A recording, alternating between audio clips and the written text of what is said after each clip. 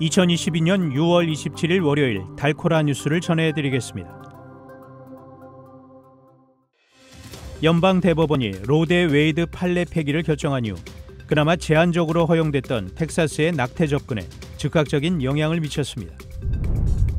연방대법원의 낙태권 보장 판례 폐기에 대응해 직원들의 원정 낙태 시술 비용을 지원하겠다고 선언한 기업들이 소송에 휘말릴 가능성이 있는 것으로 전해졌습니다.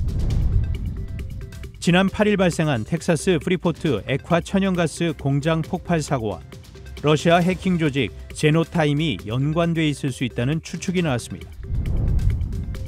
제72주년 6.25 기념식이 지난 22일 오전 11시 달라스 한인문화센터에서 열렸습니다.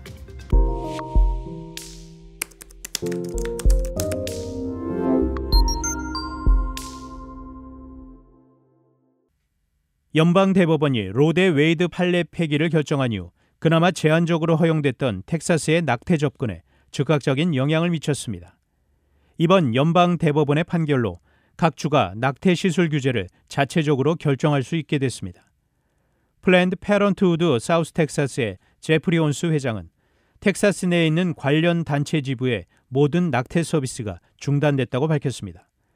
또한 사우스웨스턴 워먼스 서저리 센터는 대법원의 판결 후 곧바로 낙태 서비스 제공을 중단했고 문의를 해온 여성들에게 DFW에서 10시간 거리에 있는 뉴멕시코로 안내하고 있다고 밝혔습니다. 연방대법원의 낙태권 보장 판례 폐기에 대응해 직원들의 원정 낙태 시술 비용을 지원하겠다고 선언한 기업들이 소송에 휘말릴 가능성이 있다고 로이터 통신이 어제 보도했습니다.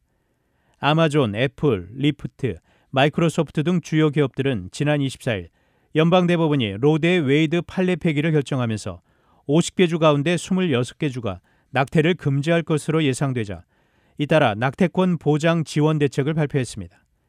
하지만 낙태를 금지한 주 정부와 의회, 낙태 반대 단체들이 기업들의 원정 시술 지원 행위에 반발하며 소송을 제기할 것으로 예상됩니다.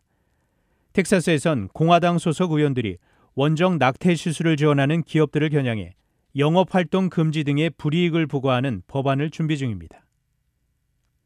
지난 8일 발생한 텍사스 프리포트 액화 천연가스 공장 폭발 사고와 러시아 해킹 조직 제노타임이 연관될 수 있다는 추측이 나왔습니다.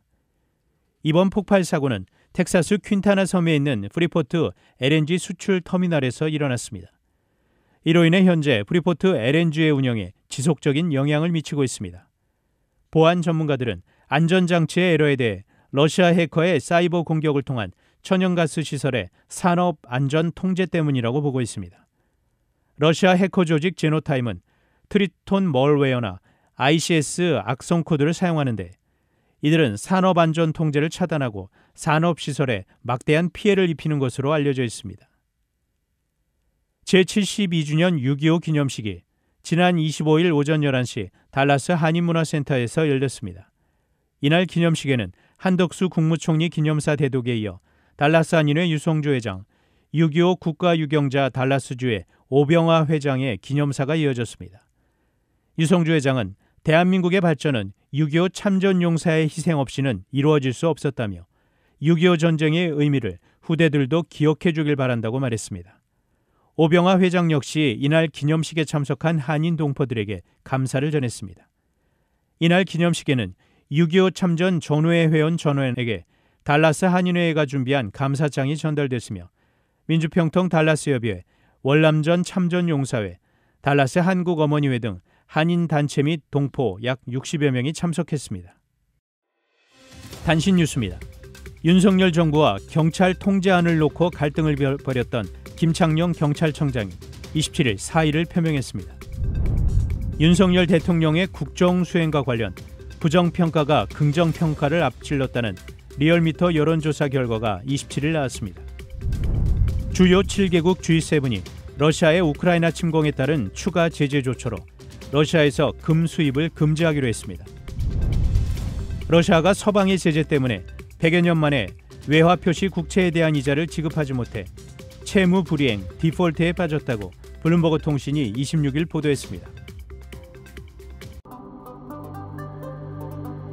지금까지 6월 27일 월요일 달코라 뉴스 최은준이었습니다.